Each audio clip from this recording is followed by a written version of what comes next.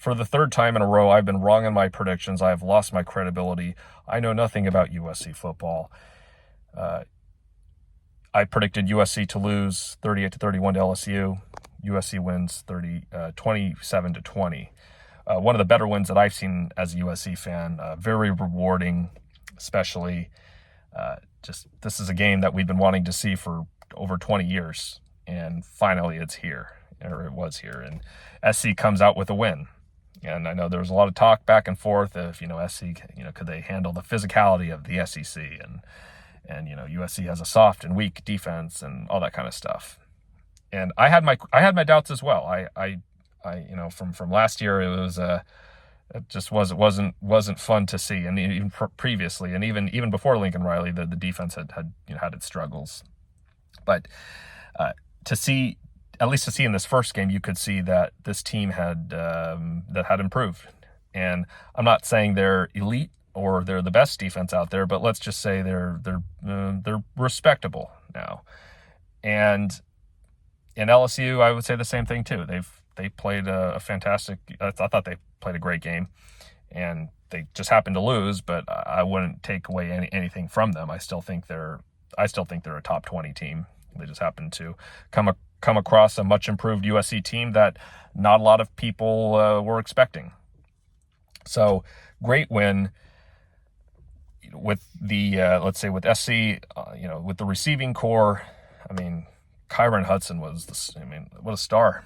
And I didn't even mention him in my prediction video. I had talked about Deuce Robinson and Zach Branch, but not Kyron Hudson. But it just goes to show there's just so much talent at the receiving core for USC that sometimes you just can't list everybody. But when you give them a chance to shine, they'll do it. So really happy for him. Woody Marks, running back, transferring to get that game-winning touchdown. SC's got a good, solid running back right there to kind of lead the team in the ground game. Miller Moss, he another fantastic performance, kind of showing that performance against Louisville in the bowl game that wasn't a fluke, and we're seeing him do great things now. And this is becoming a habit, and so really, really nice to see. I know people talk about Heisman Trophy, and it's the first week of college football, but people still like to just put people on the radar. And I would say Miller Moss certainly earned a spot there. We'll see how things play out for the rest of the season, but people know he can play, so really, really happy for him there. Now, again, like I said, I had my questions, and with the defense, Lincoln Riley, and all that kind of stuff, and it feels so good to be wrong in these situations. It's always worse to think you're going to win and then lose. That always hurts more. But to think you're going to lose and then win, nothing can stop you now. So and how much joy you can have in it.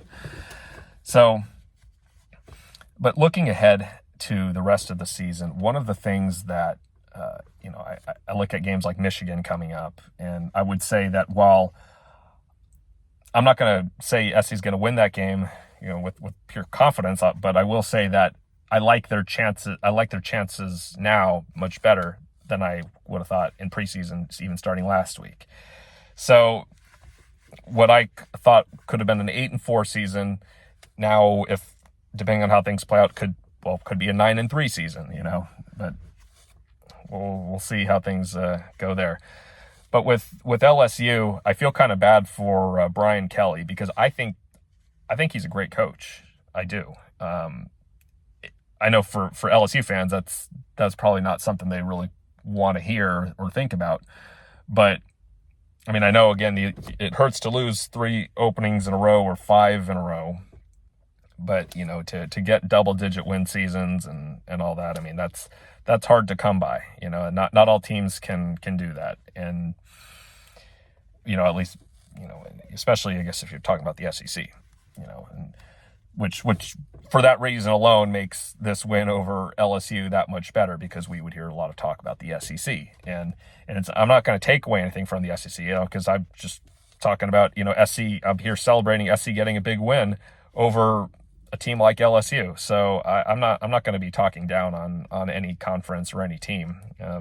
I hope a team like LSU continues to, goes on and wins the rest of their games, and who knows, maybe if they can meet USC again in a playoff game, great. But assuming SC can take care of business, so that's the thing there. But with Brian Kelly, it hurts because you lose 3 games in a row, and immediately you're on the hot seat, or well, at least what LSU fans say. Whereas if I would say if USC lost this game, and regarding Lincoln Riley, that loss would hurt. But I feel like Lincoln Riley, with some of the changes that were being made on defense and breaking into kind of a new quarterback, that you could kind of make things up as the time goes on, as the season goes on. But with LSU, I think it was just kind of all or nothing in this first game. If they had won, if Brian Kelly had gotten this win, it would be a completely different narrative for LSU, and the fans would be thinking something different. But just what it is, SC gets a big win. I'm thrilled. I think this video is going almost 6 minutes, 30 seconds. So let's end it here. We'll talk about Utah State later.